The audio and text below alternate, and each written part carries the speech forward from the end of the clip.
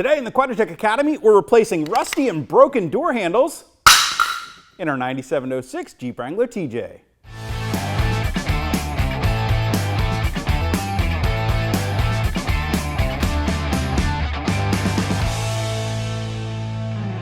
Hey, Rob here for Quadratec.com. Welcome to another edition of the Quadratec Academy, where we cover everything from using common features and functions of your Jeep vehicle to wrenching on and maintaining your Jeep vehicle. Today we've got one of those how-to projects for you that I hope will help a lot of you out there that own a 97 to 06 Jeep Wrangler TJ or even an 04 to 06 Jeep Wrangler LJ like we have in the shop here today. Now this Jeep happens to belong to one of our Quadratec employees, Justin, and as you can see, well, it's in overall fantastic shape. Aside from one little thing, the door handles here on his full doors. Now, I haven't come across many older TJs or LJs for that matter that haven't suffered from this same very common problem. The finish on these paddle handles starts to wear out. They start to develop a lot of rust as the powder coat starts to flake away, and well, frankly, they start to get pretty sloppy and worn out.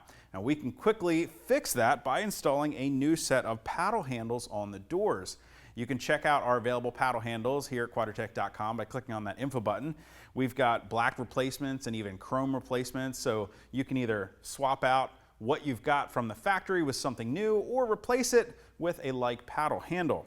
And by doing that, you're not only going to get a nice new looking handle, but one that's nice and tight with all new springs and mechanisms and even new weather seals there.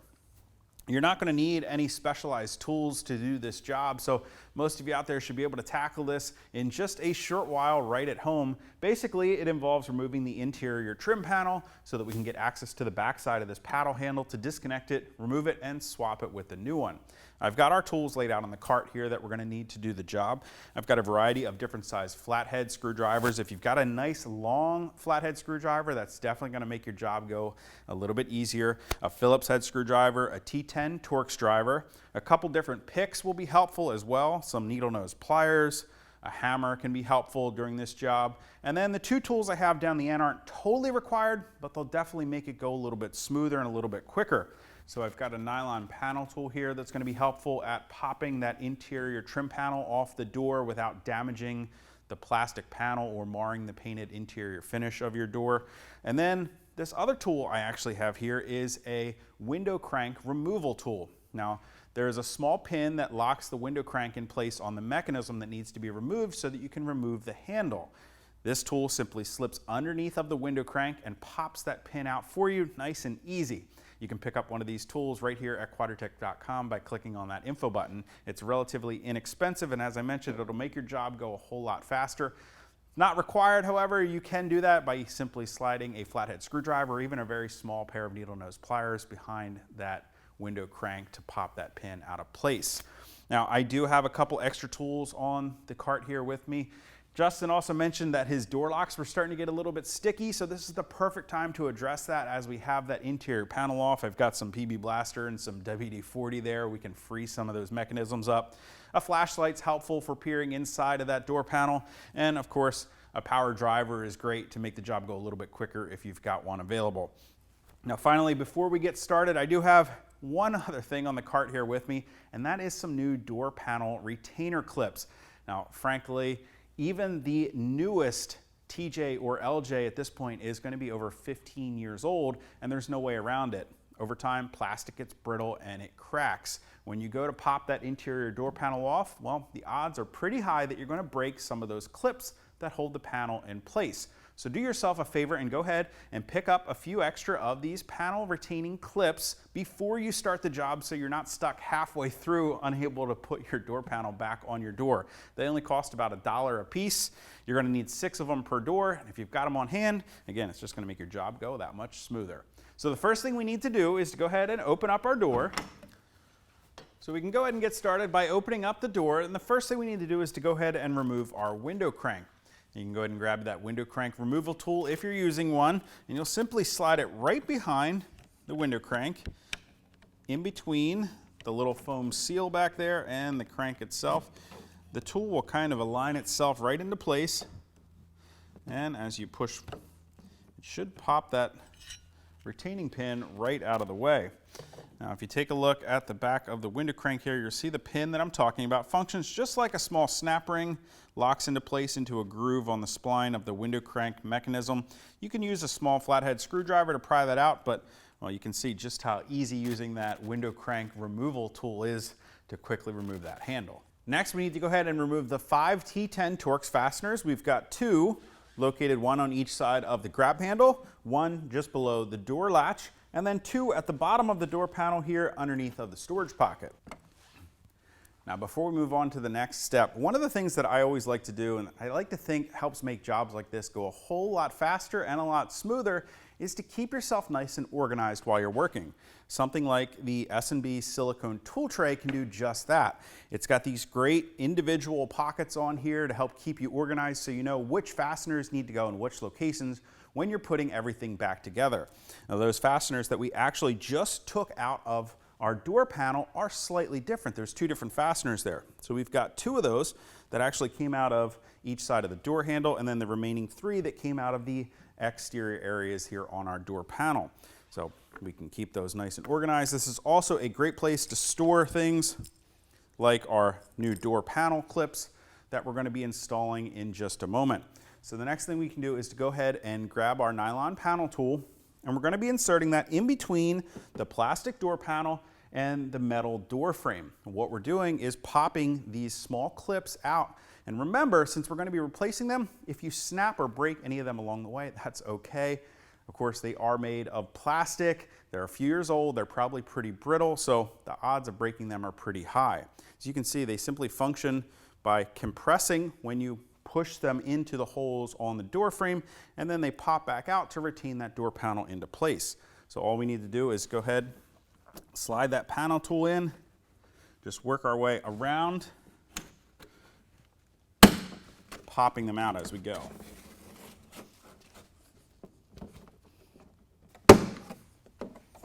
Now, before we pull that door panel off, I'd like to have somewhere nice and protected to lay that down.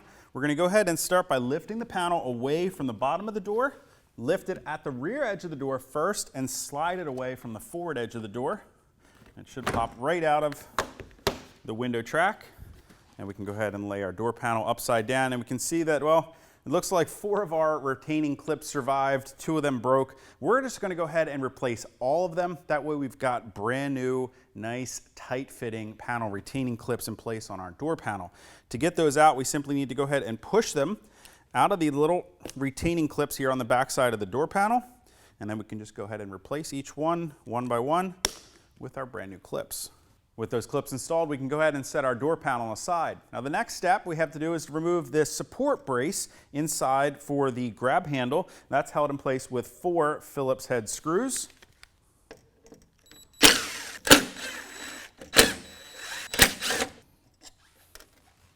This is also the perfect time to grab your window crank. Now, we don't need to snap it back into place. We're just going to slide it onto the mechanism and roll our window glass all the way up. That way we have access to the back side of that paddle handle inside the door without the glass in our way.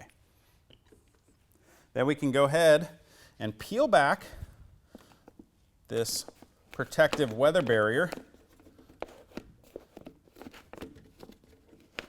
And the seal that's on here should be reusable. It should remain pretty tacky when you peel it away. And we don't need to completely remove this.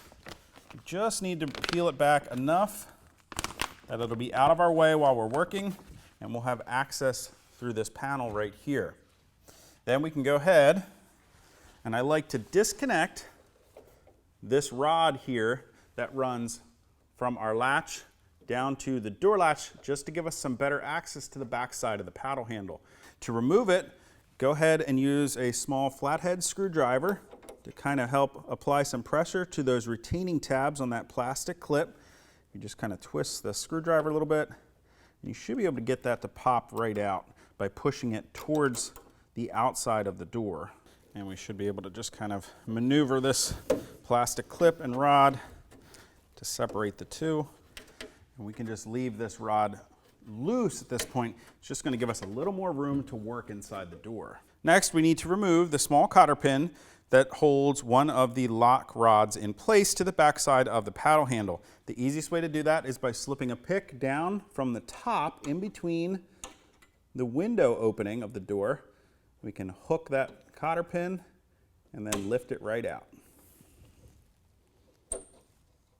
Next, we can go ahead and slide that rod off the post of the paddle handle, and then there should be a small washer in between the rod on that post that we can remove as well. Now at this point, the only thing holding the paddle handle into the door are two gator pins, one on each side of the paddle handle. These work by slipping a pin in between the retaining clip on the paddle handle and the inside of the sheet metal of the door. This is where that long handle screwdriver is going to come in handy. You can reach up, and I like to pry that retaining clip out of the way from the sawtooth edge of that gator pin. With that out of the way, we should now be able to pop that pin up out of place, repeat that on the other side, and then we can remove the handle from the door. All right, with the clips removed, at this point we should be able to go ahead and simply pry the paddle handle away from the outside of our door. Now it may be slightly stuck over time. That rubber weather seal just gets a little gummy and stuck, so it may take a little pulling, but you should be able to pop this right off the door.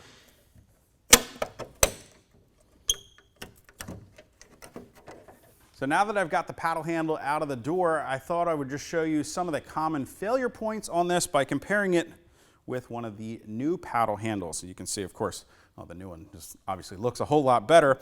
On the top side of our paddle handle, you can see this is where we have the return spring, and as is usually the case, a lot of these just kind of rust and totally fall apart. That's going to contribute to that really kind of loose feeling and the ability of that paddle to return into place after you open your door.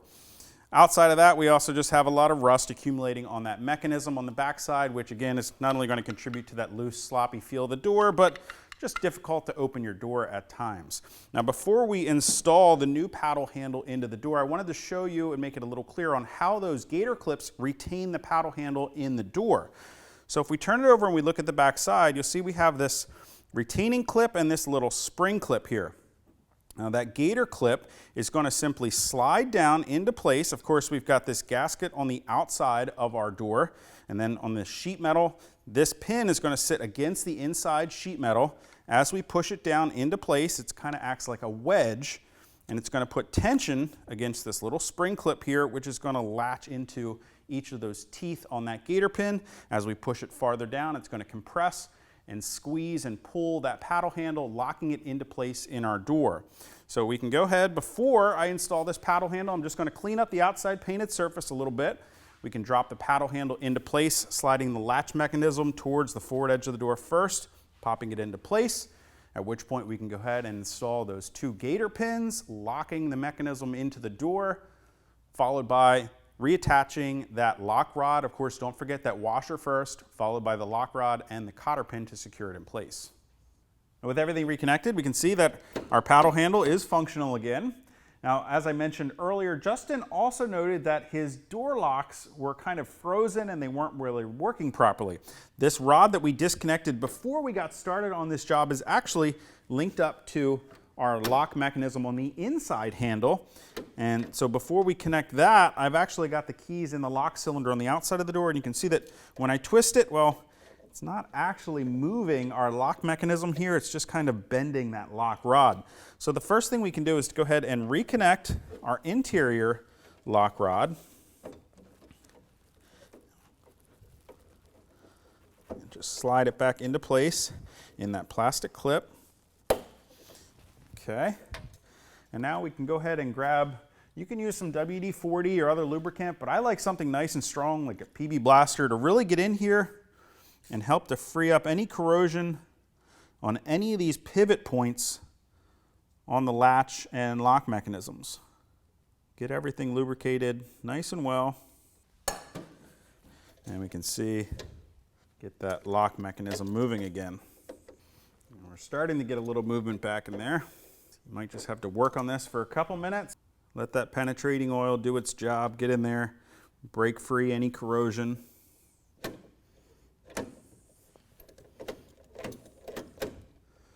At At this point, you can see we've got that lock mechanism freed up nicely. So Justin can now lock his doors again. At this point, we can go ahead and re-secure that weather barrier. And as I mentioned, that seal should be pretty tacky. Should hold it in place while we get our door panel reinstalled. Then we can go ahead and reattach that handle support bracket with the 4 Phillips head screws. Next, we can grab the window crank and again, just lower that glass back down inside of the door. At this point, we're ready to go ahead and reinstall our interior door panel. And to do so, we're going to line it up with the door, lift the back edge of the panel higher, the forward edge of the door down lower, and it's helpful to kind of align the forward edge of the panel with this little triangle filler plate here. We're going to get it nice and close to the door, and this lip should drop right in place into the window gap here. And then we should be able to slide the panel forward, allowing the rest of it to drop into place. Once it's aligned, we should be able to push around the perimeter to lock those new panel clips in.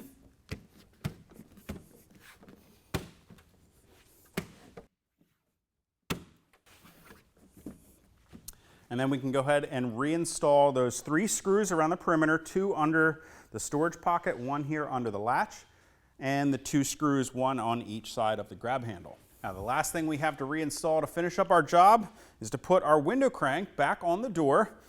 As you can see, we've got that foam gasket and plastic washer, which will go on first. And I've already got the crank set up with the retaining clip just kind of set right on the edge of the crank here. So when we slide this into place, all we have to do is push that clip down and it's going to set into the groove on the mechanism here, retaining our window crank in place. We can go ahead, pop the washer on first, followed by the window crank. Now this can be positioned in any location on this crank. It's not keyed in any way. I just like to have both my driver and passenger doors matched. And right now the passenger door is set up so that when my window is down, the crank handle is pointed directly at the grab handle. So we've got it lined up there. We can go ahead and grab that window crank removal tool, this time sliding it in from the opposite side, and it should push that pin right back into place. We heard a little clip there. Now we're going to go ahead and just push some pressure on the window crank, and we'll hear one other click. That's letting you know that the pin is now engaged on the mechanism, and the window crank's not going to fall off. And with that, that's all it takes to get your brand new paddle handles installed on your 97 to 06 Jeep Wrangler TJ or your 04 to 06 Jeep Wrangler Unlimited LJ. If you guys have any comments or questions at all about how to get your new door handles installed on your Wrangler, you can always leave those for me down in the comment section below or contact us directly at any of the options on the screen. And of course, if you haven't already and you like these videos, do me a huge favor. Make sure you hit that thumbs up button. Don't forget to hit that subscribe button as well as the notification icon so you'll be sure to catch all of our future episodes right here from the Quadratec Academy, as well as plenty more. Till next time, I'm Rob. I'll see you guys out on the trail.